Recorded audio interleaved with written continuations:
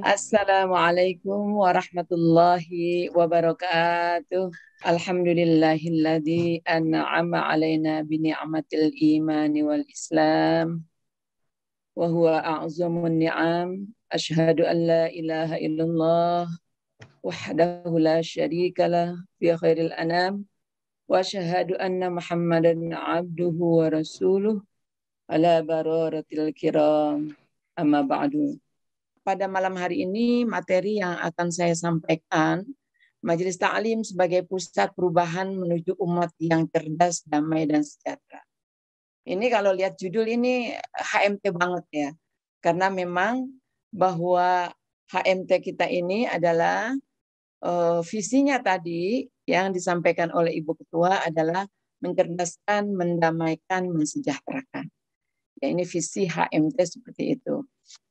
Kalau kita bicara judul, ibu-ibu, ini luar biasa mengandung makna yang sangat dalam, ya, di mana visi Majelis Taklim yang sudah digaungkan dan sudah menjadi trademarknya HMT, ya, mencerdaskan, mendamaikan, mensejahterakan.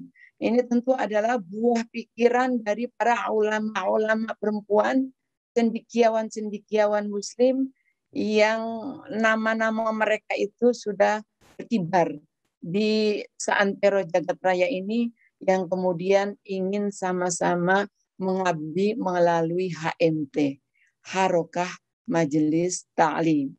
Ya, mudah-mudahan insya Allah Harokah Majelis Ta'lim terus makin maju, terus makin bisa bermanfaat untuk umat, gitu ya. Kalau bicara judul, ibu-ibu yang tadi sudah kami sebutkan, ya, ini juga judul ini memang dipilih oleh Ibu Ketua. Bagaimana kira-kira sih mencerdaskan itu kayak apa, mendamaikan itu kayak apa, mensejahterakan itu kayak apa. Ini kira-kira pikiran ini yang coba kami formulasikan saat ini. Ya. Nah, baik, ibu-ibu jamaah Majelis Taklim, ya, serta bapak-bapak yang dirahmati Allah. Kalau kita bicara judul tadi, ya, mencerdaskan, mendamaikan, mensejahterakan, itu di dalamnya, ya, masuk dalam visi HMT. Ini visi ini sangat penting, ibu-ibu, ya. Ya, kalau kita melihat dalam tulisan-tulisan di kamus, visi itu sebuah pandangan ideologis yang di dalamnya ada tujuan-tujuan dan ada yang bisa dilakukan untuk mencapai tujuan itu. Jadi visi itu bukan hanya mimpi. Nah, awal pertama kali Harokah Majelis Taklim itu apa namanya dibuat, ya, segera visi ini difikirkan, karena ini adalah sebuah guidance kita, ya, ke arah mana nanti Majelis Taklim, Harokah Majelis Taklim itu berjalan. Nah, kalau kita bicara visi HMT yang terkait dengan Majelis Taklim, ya, ini dia apa pengertian Majelis Taklim, dasar hukum Majelis Taklim, sejarah Majelis Taklim, peran dan fungsi Majelis Taklim, model Majelis Taklim, karakteristik Majelis Taklim, dan terkait dengan hal itu semuanya. Luar biasa, ya, banyak sekali. Karena memang Majelis Taklim itu adalah sebuah tempat belajar, kalau menurut Kementerian Agama, sebuah tempat belajar masyarakat yang terbuka, yang memang hadir bersamaan hadirnya Islam. Nanti kalau sejarah itu ada, ya. Kemudian terkait dengan Majelis Taklim juga, ya. Ini ada sebuah teori pola bina. Ya, Majelis Taklim itu punya institusi lembaga, ya. Menurut Kementerian Agama, Majelis Taklim maksudnya SDM harus punya kurikulum atau bahan ajar, ya. Kemudian bagaimana juga pemberdayaan ekonomi, bagaimana membangun silaturahim, membangun evaluasi. Ini juga perlu juga dipahami tentang masalah Majelis Taklim. Nah, karena Majelis Taklim adalah Majelis Taklim sebagai wadah dakwah, ya, menurut Kementerian Agama juga di variabelnya tentang bagaimana PMA, ya Peraturan Menteri Agama nomor 29 tahun 2019 ya. Dikatakan Majelis Taklim itu sebagai wadah strategis sebagai media dakwah. Nah, kita juga perlu tahu terkait dengan dakwah. Dakwah itu apa? Nah, unsur-unsur dakwah ada dai, ada mad'u, ada materi, ada metode, ada model, ada efek. Begitu juga bicara dengan perkembangan dakwah, kita juga perlu tahu bagaimana tujuan dakwah, fenomena dakwah, kemudian problem dakwah, problem keilmuan dakwah, problem manajemen dakwah, dan lain-lain. Lalu kalau kita bicara juga bagaimana majelis taklim yang mencerdaskan, ya ini ada cerdas ya dengan nalar tuh apa bedanya? Ciri-ciri kecerdasan apa? Karena ini kecerdasan ini sebuah ilmu ya, yang kemudian nanti disebut dengan IQ, EQ dan ESQ. Itu sudah menjadi temuan-temuan yang dieksplorasi oleh para psikolog ya di dunia barat, yang kemudian ada IQ, ada EQ, ada ESQ. Nah, cerdas emosional apa, cerdas spiritual apa, ciri-ciri kecerdasan seperti apa, latihan kecerdasan itu juga ada. Seperti itu. Lalu kemudian damai, makna damai, unsur damai, pilar perdamaian, target perdamaian seperti apa. Lalu sejahtera, mana sejahtera? Sejahtera lahir batin, syarat sejahtera, cara mencapai sejahtera lahir batin, melaksanakan sejahtera lahir batin itu seperti apa. Jadi bagan ini itu kira-kira kalau kita ingin memahami bagaimana visi HMT yang terkait dengan hal-hal yang majelis taklim dan bicara tentang dakwah dan lain sebagainya. Jadi ini perlu dipahami. Nah, malam ini kan acaranya hanya 1 jam. Ini pun sudah berlangsung kira-kira jam 21 katanya sudah harus selesai. Ini mengupas materi-materi seperti ini cukup banyak. Ya, jadi malam ini kita kelihatannya hanya warming up ya. Hanya pemanasan dulu, pendahuluan dulu. Seperti itu. Itu kira-kira gambarannya ya. Nanti insya Allah ini kan konsep baru yang saya coba tawarkan. Baru yang saya coba eksplorasi dari kajian-kajian yang terkait dengan ilmu dakwah. Karena kebetulan saya dosen di Fakultas Dakwah dan Ilmu Komunikasi yang memang salah satu tugasnya itu berpikir ya tentang bagaimana konsep-konsep dakwah itu hadir di tengah-tengah kita. Ibu-ibu Harokah Majelis Taklim beserta Bapak semuanya yang dirahmati Allah. Sekarang kita coba masuk kepada materi yang sesungguhnya. Nah, ketika kita melakukan aktivitas, ya, termasuk pembentukan Harokah Majelis Taklim, yang kira-kira hadirnya sudah 3 tahun yang lalu, ya, kita juga perlu memahami sebetulnya sekarang ini situasi lagi seperti apa dunia ini, supaya ya visi misi dan langkah kita itu di dalam melakukan dakwah pada majelis taklim itu betul-betul bisa memiliki pemikiran-pemikiran yang jauh ke depan ya. Karena Bapak Ibu yang kami hormati, Rasulullah hadir ya ketika Rasulullah Isra Mi'raj, itu Rasulullah diperlihatkan neraka dan surga. Ya, itu kan berarti sangat visioner Allah menghadirkan apa yang dilihat oleh Rasulullah. Umatku ini nanti kalau dia nggak baik, melanggar peraturan Allah, masuk neraka. Umatku yang baik-baik masuk surga Jannatun Naim. Itu kan sebuah gambaran visioner ya yang diberikan oleh Allah kepada Nabi Muhammad.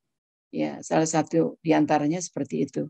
Kita juga pada saat kita melangkah untuk melakukan aktivitas dakwah kita ke depan, itu full visioner.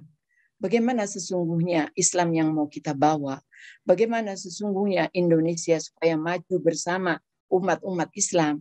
Nah ini, jadi kita perlu membuka ya tentang ranah berpikir kita dengan berpikir yang wawasan yang luas ya. Baik ya. Kalau kita lihat sekarang ini adalah era spiritual. Era spiritual ini adalah era di mana manusia-manusia itu haus akan makna kehidupan. Karena sudah menemukan berbagai macam kemajuan, ternyata kemajuan-kemajuan yang dicapai juga tidak bisa menghilangkan dahaga pencarian manusia akan keabadiannya. Nah, kata John Naisbitt, ya, beliau ini sebetulnya pakar futurolog Amerika yang mengatakan bahwa sekarang ini abad baru, era baru, yaitu abad spiritual, spiritual age. Artinya bahwa nilai-nilai spiritual itu digandrungi. Nah, kita nanti akan lihat apa sih yang dimaksud era spiritual itu, gitu. Ya, intinya era spiritual itu era di mana kehadiran, ya, sesuatu yang transenden, ya, sesuatu yang bersifat ketuhanan itu diminati. Apalagi kalau kita kena COVID kemarin. Maaf ibu-ibu, saya termasuk yang penyintas COVID, kena COVID positif. Ya Allah, rasanya Masya Allah. Udah nyari-nyari, ya Allah. Udah ya Allah, ya Allah, ya Allah aja, yang lain udah kita nggak mikirin. Itu kan gimana kita mencari Allah, mencari Tuhan. Ini era spiritual menurut John Naisbitt. Yang kedua, kebangkitan agama atau religion is the rise, Pipanoris. Ya, ini juga mereka pemikir futurolog yang juga orang Amerika, luar biasa. Masya Allah ya. Lalu kemudian ini telah jadi lagi bahwa globalisasi membawa ide-ide pembaratan. Jadi globalisasi itu juga harus kita pahami. Jangan sampai kita globalisasi itu terbawa oleh arus-arus yang tidak Islami. Lalu kemudian ada lagi krisis identitas Islam, ya kan? Kadang-kadang kita sebagai umat Islam itu merasa kita ini kok ketinggalan zaman ya. Kita ini kok selawatan ya. Kita ini, nah itu misalnya. Terus kemudian ada lagi juga banyak yang mengklaim radikalisme. Kemudian, nah, lalu what we need to do now. Nah, ketika misalnya udah digambarkan dengan era-era seperti ini, apa yang mau kita lakukan? Ya. Nah, Bapak Ibu yang kami hormati, ya di sini saya mencantumkan bagaimana Allah memberikan reward, memberikan pahala bagi orang-orang yang pelaku dakwah. Ya, wa may yuti'illah wa rasulah fa ulaika ma'al ladzina an'ama Allah alaihim minan nabiyyin wasiddiqin wasyuhada'i wassalihin. Orang-orang yang berdakwah di jalan Allah, taat di jalan Allah, mereka adalah menanti temannya para nabi, orang-orang yang jujur, siddiq, para syuhada, dan orang-orang yang soleh. Mudah-mudahan kita ini termasuk ya calon-calon yang demikian. Baik. Nah, sekarang kita bisa mengatur strategi dakwah. Tadi kan kita dakwah dulu ya, karena bagaimanapun nanti majelis taklim itu bagian dari dakwah kita. Dakwah itu apa sih? Atsunas alal khair wal huda wal amru bil ma'ruf wan nahyu anil munkar ya liyafuza ya bisa'adatil ajli wal ajli. Ini menurut Syekh Ali Mahfuz ya dalam Hidayat al-Mursyidin ya ila turuq wal wa'di wal khitabah halaman 17. Mendorong manusia pada kebaikan, petunjuk, ya, kemudian menyuruh kepada yang ma'ruf dan munkar. Ya. Tujuan dakwah, ibu-ibu, ya, bapak-bapak yang dirahmati Allah, ini harus tahu supaya kita jangan sempit pikiran kita. Ya, kuntum khaira ummatin ukhrijat linnas ta'muruna bil ma'ruf. Ini untuk mencapai manusia terbaik. Jadi manusia terbaik ini dimensinya luar biasa. Ya, apa manusia terbaik itu yang kerjaannya?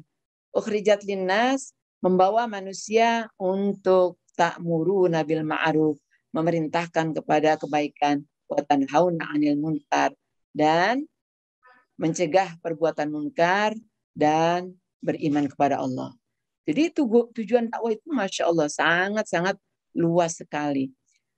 Lalu kemudian ketika memang dakwah sudah kita pahami begitu sangat luas, ya, mendorong manusia pada kebaikan, petunjuk, ya, kepada ma'ruf nahi munkar, ya.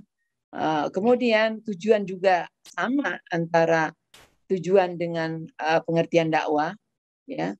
Banyak sebetulnya definisi-definisi tentang ilmu dakwah dengan dakwah, banyak sekali ragamnya. Seperti Profesor Ali Yafi juga mengatakan dakwah itu apa? Dakwah itu menyampaikan pesan-pesan Islam kepada manusia. Ya, apa saja pokoknya paling kecil juga kalau memang itu pesan Islam, nyampein udah dakwah seperti itu. Nah, pergeseran konsep dakwah. Ini strategi dakwah kita, ya. Dari orasi ke transformasi. Kita kan dakwah orasi itu suka pada ceramah-ceramah doang. Kan begitu. Pada umumnya nih, kalau udah maulid apalagi ceramah, masya Allah, undangan ustazah itu dalam satu kali maulid itu ada 4, kayak ada lomba pidato ustazah. Ya itu bagus, ya. Tapi bukan hanya orasi, tapi bagaimana ketransformasi, ya, kepada pembaharuan-pembaharuan yang memang di mana Islam itu sangat-sangat mendukung untuk kemajuan umat, mendukung untuk kemajuan bangsa, mendukung untuk kemajuan, ya, sa'adah fid dunia wal akhirah. Nah, lalu kemudian dari konversi ke sivilisasi, ya, dari konversi pemindahan kita hanya nyampein, ya, gimana orang lain nyampe ke kita, gimana misalnya maaf ya, mendakwakan umat lain ke kita, itu kan konversi agama, ya. Bukan hanya itu, bagaimana ke sivilisasi ini menuju kepada peradaban yang harus ditampilkan oleh Islam yang sangat-sangat sempurna, universal.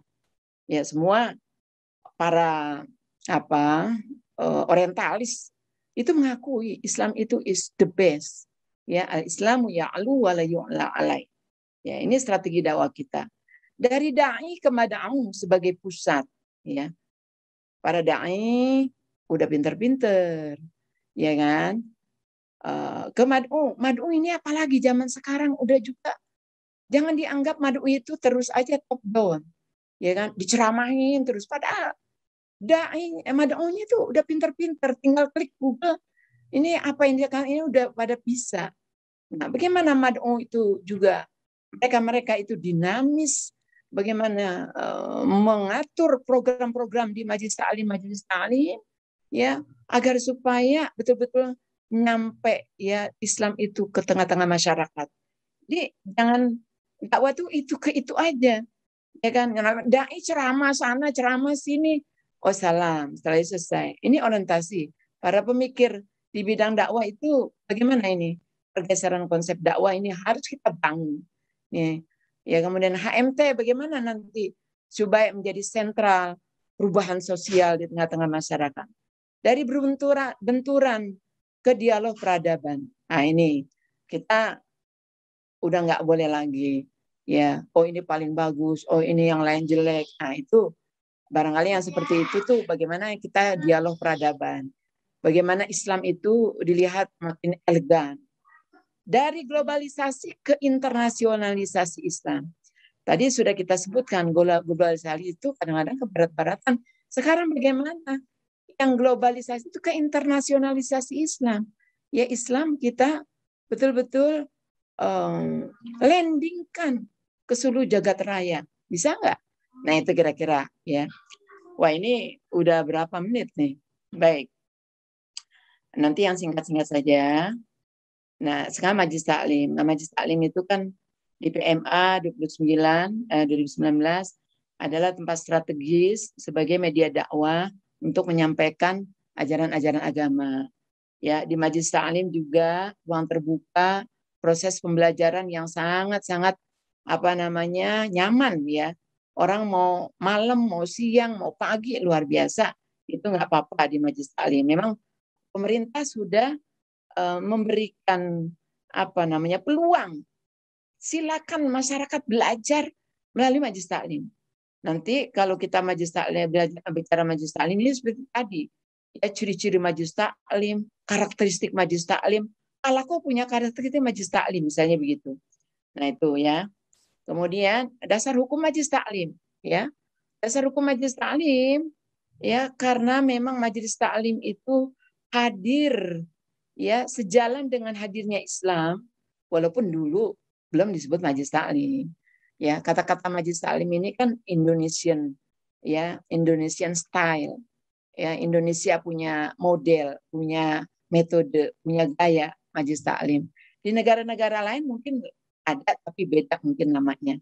Ya, makanya dasar hukum majelis taklim ini udah ada dari segi syara'nya, ya, ada dari segi juga hukum positif, hukum negara. Jadi udah sangat-sangat luas. Nanti bisa dibaca. Ini nanti materi ini bisa di-share, ya. Kemudian, dasar hukum majelis taklim, kita lihat ya. Nah, salah satu di antaranya, wal takum minkum ummatu yad'auna ilal khair wa ya'muruna bil ma'ruf wa yanhauna 'anil munkar wa ulaika humul muflihun.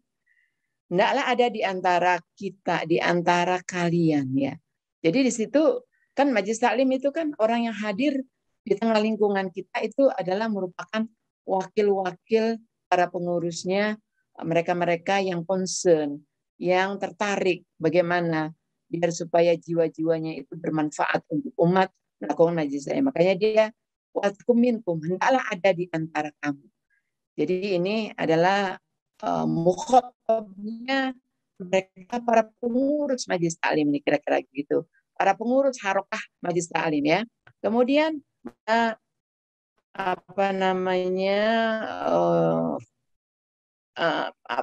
bahas satu-satu nanti enggak akan cukup waktunya ya. Ini ya kila tafassahu fil majalis fafsahu yafsahillah ya.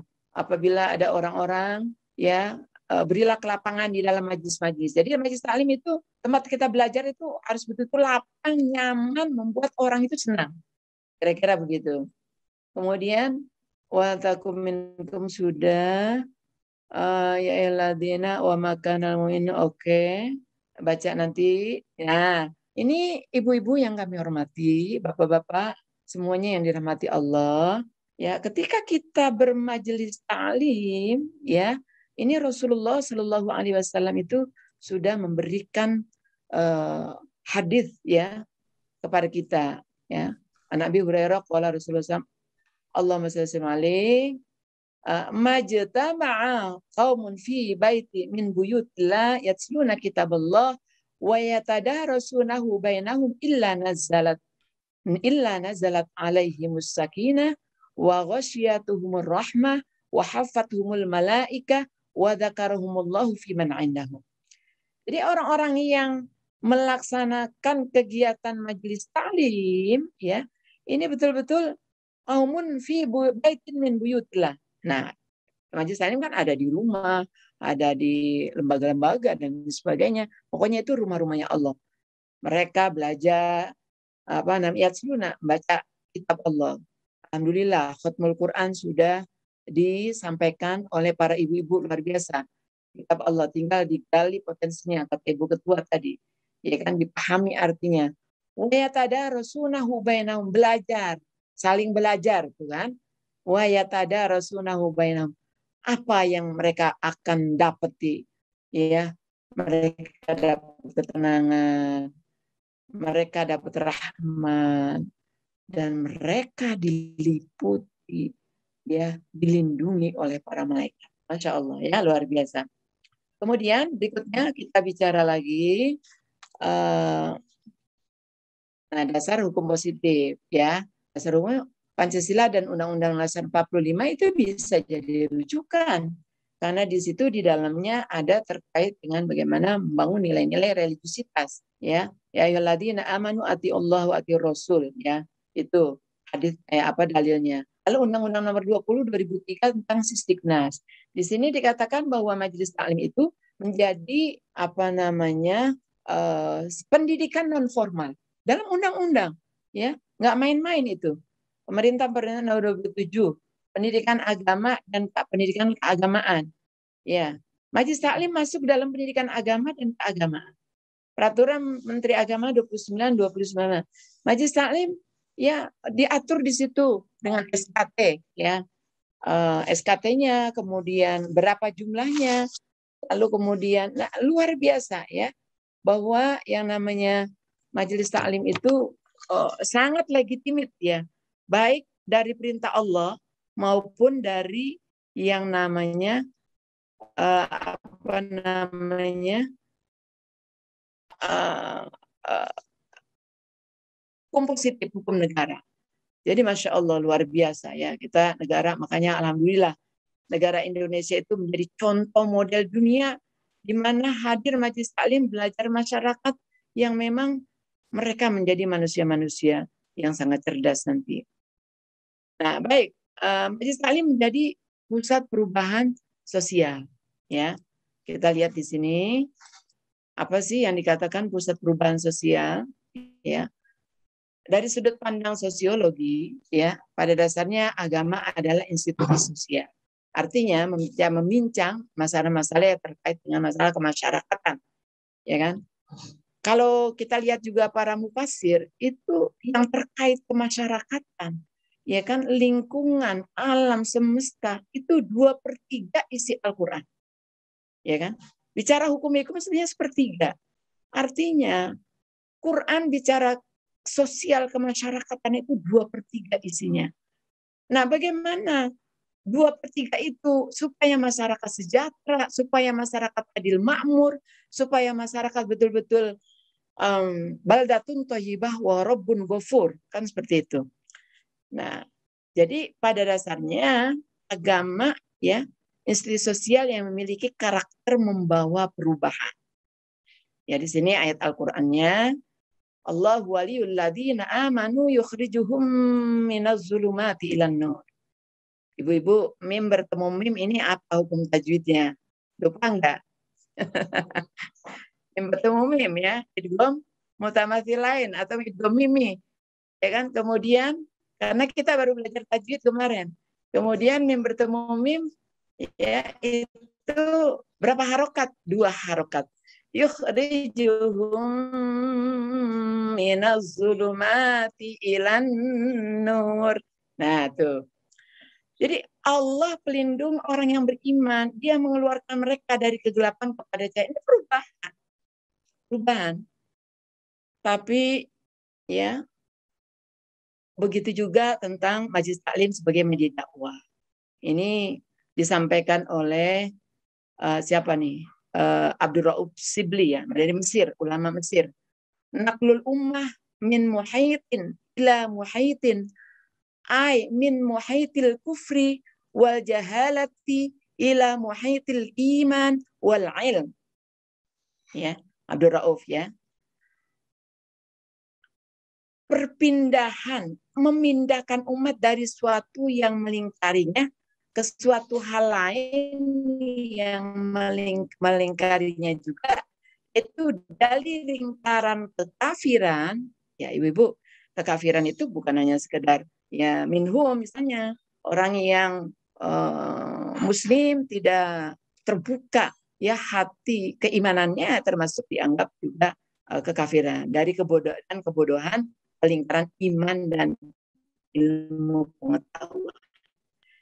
Nah, di sini Al-Quran Majelis Taklim hadir ya untuk bagaimana membawa perubahan ke arah itu. Bingkai perubahan ya, masjid saya sebagai perubahan kemana? Ya, perubahan kemana? Perubahan ya di sini berorientasi masuk dalam bingkai Negara Kesatuan Republik Indonesia. Jangan sampai perubahan kita salah arah, salah kaprah. Ya, karena kita NKRI udah harga mati. Begitu kata ulama-ulama Nahdlatul Ulama. Ya kan begitu. Yang berdasarkan Pancasila dan undang-undang. Ini udah ada mitsak ya, kesepakatan yang baku. Ya, kita ikut. Perubahan menuju terwujudnya masyarakat yang berkeadilan, berperadaban yang tinggi, maju, sejahtera, cerdas, ya, ambil bagian dalam menciptakan keadilan dunia sebagaimana tersurat dalam pembukaan Undang-Undang Dasar 45. Ini yang harus kita bawa.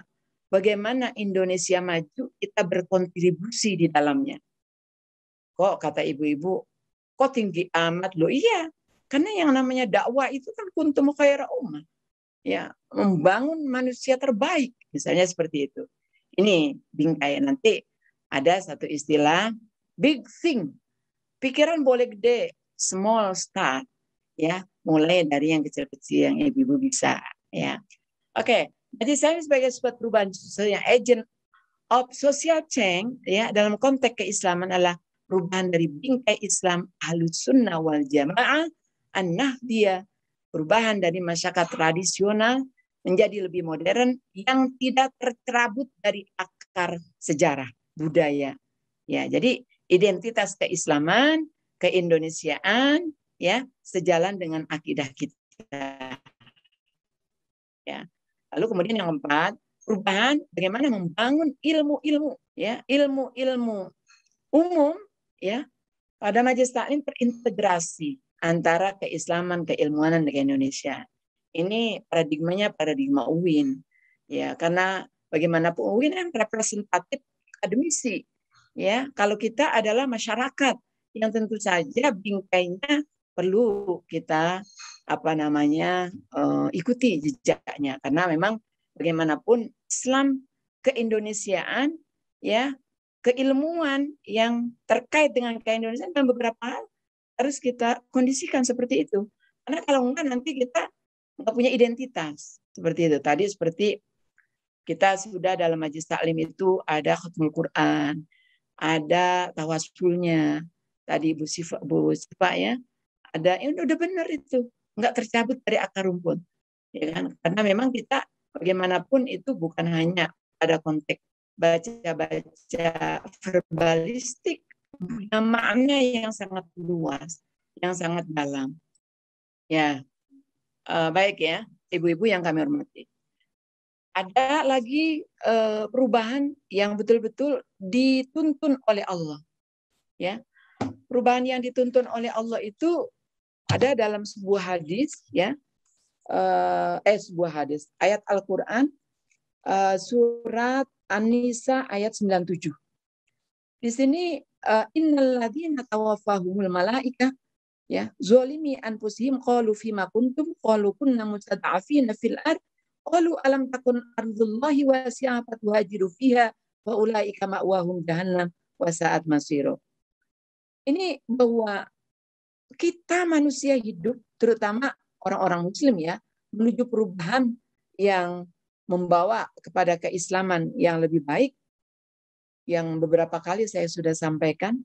Ini ada dialog antara para orang-orang yang meninggal dengan malaikat. Innal ladzina tawaffahumul malaika, ada orang yang meninggal itu zolimi anfusihim di dalam ayat ini. Ibu-ibu bisa lihat di dalam klik dalam Google, ayat Al-Quran. Zolimi menganiaya dirinya. Kata malaikat, kenapa kamu pada mati ini sebelum waktunya? Qalu kunna mustada'afina fil ard. Ya Allah, saya ini orang-orang yang mustada'afin, orang-orang yang lemah, orang-orang yang teraniaya di bumi. Ya. Qalu alam takun ardullahi wasi'ah. Kata malaikat, bukankah bumi Allah itu luas? Wa tuhajiru fiha. Kenapa kamu enggak hijrah? Enggak pindah, enggak ada perubahan. Ya. Nah, orang-orang seperti itu bukan dimaafkan. Wa ulaika ma'wahum jahannam wa sa'at masiro. Mereka adalah akan ditempatin neraka jahanam dan tempat seburuk-buruknya kembali.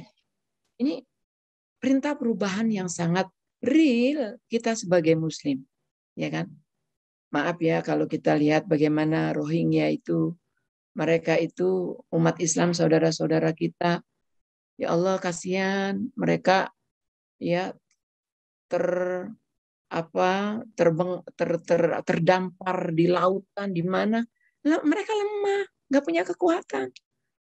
Ya, alhamdulillah kita di Indonesia diberi leluasa bagaimana untuk berekspresi membantu teman-teman kita, saudara-saudara, jangan sampai mereka ada dalam kelemahan, lalu kemudian mereka meninggal karena ketidakmampuan. Mau berobat nggak punya duit, ya kan? Mau belajar apalagi nggak punya duit. Akhirnya juga itu dalam keadaan lemah, ya seperti itu. Oke. Itu kira-kira gambaran tentang bagaimana perubahan. Nah, ketika bicara kita cerdas. Nah, cerdas itu bukan hanya cerdas apa namanya? Cerdas IQ. Di sini para psikolog membagi kecerdasan 3. IQ, EQ, SQ. Waduh, ini kalau dikupas banyak ya. Akan tetapi kecerdasan yang dimaksud adalah kecerdasan yang memang mampu mencari jalan keluar. Ya, nanti saya akan lihat ini ciri-ciri kecerdasan menurut Ari Ginanjar ya. Jujur, tanggung jawab, mampu bekerja sama, adil, visioner, peduli. Ini kecerdasan EQ, SQ ya, kecerdasan spiritual. Kemudian ini apa namanya terkait dengan ya umat yang cerdas ya, umat yang cerdas itu yang kayak apa kira-kira, ya kan?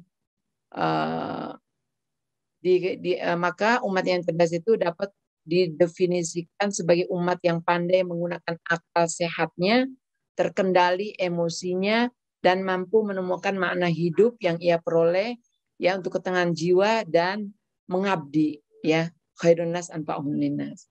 Banyak sekali ya.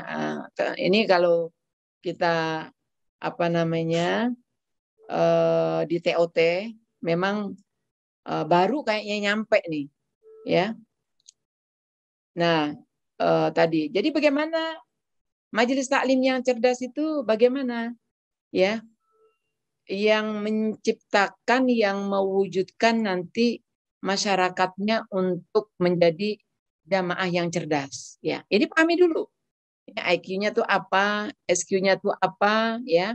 Di sini kita rumuskan, ya, majelis taklim yang dapat menjadi mediator bagi jamaahnya untuk berpikir ya, bernalar, bisa disebut intelijen, IQ-nya bagus, ya. Kemudian memecahkan masalah, ya, belajar, memahami gagasan, berpikir dengan cermat. Ini kecerdasan IQ. Majelis taklim yang dapat menjadi mediator bagi jamaah untuk memahami, mengendalikan emosi. Kalau kita pelihara kecerdasan emosi, wah itu repot ya, karena kita yang ada adalah benturan sesama majelis taklim. Misalnya, oh itu majelis taklim kita, kenapa diambil orang? Ya kan? Berarti kalau gitu lahan kita, wah jadi repot dong. Nah itu emosi, kecerdasan emosi harus dibangun. Bagaimana kita toleran? Ayo kita cari jalan keluar. Nah, majelis taklim yang dapat menjadi mediator bagi jamaah untuk menemukan makna hidup mereka yang paling utama menghambakan diri kepada Allah, yaitu ikhlas ya. Majelis taklim yang dapat membawa keluarga mereka menjadi keluarga sakinah, mawaddah, warahmah, dan maslahah. Ini kakak ini ya. Majelis taklim memiliki agenda pelayanan kebutuhan masyarakat jamaahnya. Majelis taklim yang program-programnya visioner, mampu membawa ke depan ya untuk membangun peradaban. Nah, misalnya itu. Oke, sekarang umat yang damai belum? Nah, umat yang damai ya dalam Kamus Besar Bahasa Indonesia tidak rusuh, ya, dia aman, ya. Kemudian sikap-sikap perilaku pengelola ustazah jamaah mencerminkan akhlak yang mahmudah, menciptakan rasa aman, ya, tentram, ya. Jangan majelis taklim misalnya maaf ya, ada geng-geng, geng yang satu, geng yang ini nggak boleh. Karena pada dasarnya sejak damai itu asal kata dari aslama yuslimu, kan selamat, damai, Islaman. Agama yang kita anut ini agama damai memang. Ya, pada realitas tidak jarang dalam kondisi beragama bukan hanya internal umat yang sering terjadi konflik, tapi konflik itu juga ya intern, ekstern, antar umat itu ada. Konflik karena perebutan kekuasaan pemerintah misalnya ada. Konflik karena intervensi ayat-ayat ada. Nah nanti bagaimana HMT hadir untuk mendamaikan. Jadi Semangat mendamaikan artinya HMT hadir tidak di ruang hampa. Ya, HMT melihat situasi kondisi.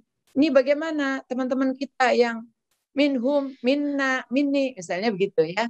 Kita tidak ada di ruang hampa, ya bebas daripada konflik. Sini tugas HMT berdakwah dengan membina bukan membinasakan, merangkul bukan memukul, memberi pelajaran ya. Sejalan dengan prinsip perjuangan Nahdlatul Ulama, tawasud. Ini yang udah didiskusikan itu beberapa waktu yang lalu. Ini standarnya itu jelas ya. Ya, bagi kita Nahdlatul Ulama, ya An-Nahdiyah, ya HMT Ahli Sunnah wal Jamaah. Akidahnya Ahli Sunnah wal Jamaah itidal, kemudian tawazun, seimbang, toleran dan sebagainya. Dengan 4 prinsip perjuangan sebagaimana di atas, HMT memiliki kesadaran penuh bahwa perbedaan adalah sunnatullah, bukan sesuatu. Jadi yang kita bangun adalah peradaban, ya. Tadi majelisnya mensejahterakan. Alhamdulillah, ya. Ini bicara mensejahterakan juga bukan hanya sejahtera lahiriah, tapi sejahtera batiniah juga. Ya, di dunia hasanah wa fil akhirati hasanah. Wa bataghi fi ma ataqallaha darul akhirah wa la tansa nasibaka minad dunya. Al-Qasas 77. Luar biasa ya. Merujuk kepada ayat di atas, hidup sejahtera menurut Islam, hidup yang penuh ketaatan beribadah kepada Allah, tercukupinya fasilitas ibadah, tercukupinya kebutuhan pangan, sandang, papan, ya, baldatun thayyibah wa rabbun ghafur. Umat yang bisa berbagi kesejahteraan pada orang lain. Alhamdulillah bahwa melalui Ibu Ida Fauzia, Ibu Dr. Ida Fauzia, pembina kita, HMT sekarang ini pemberdayaan ekonominya insya Allah mudah-mudahan terus bisa membawa pada kesejahteraan jamaahnya. Nah, Majelis Taklim yang sejahtera, ya, Majelis Taklim yang mampu mewujudkan jamaah untuk hidup aman dan seterusnya.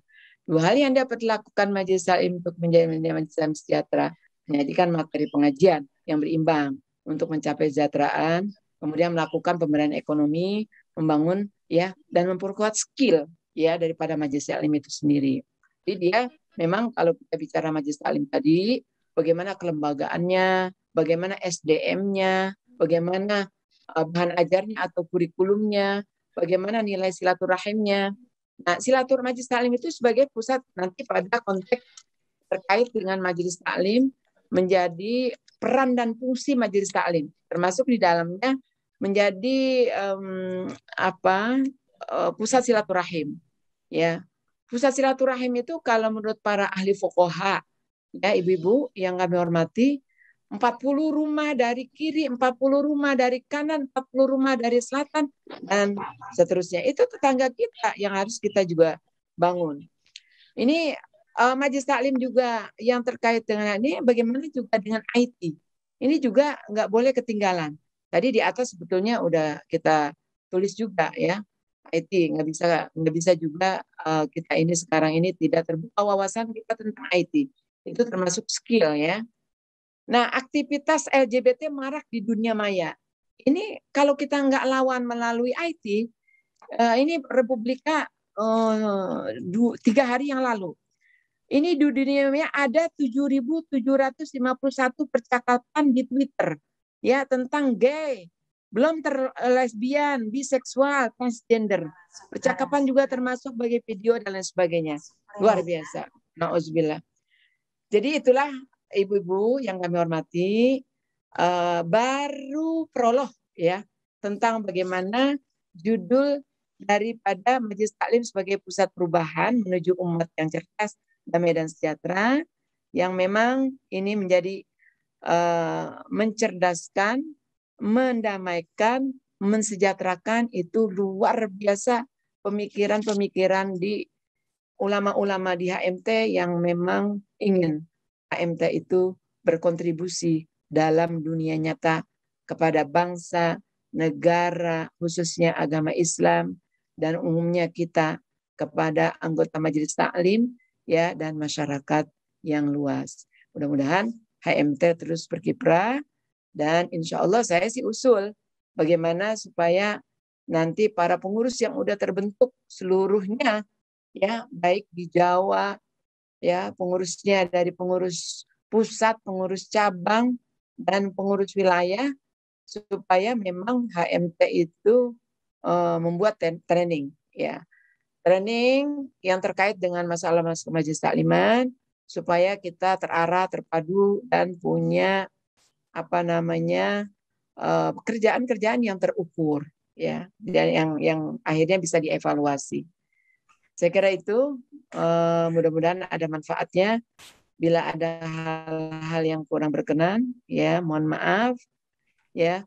Wassalamualaikum warahmatullahi wabarakatuh.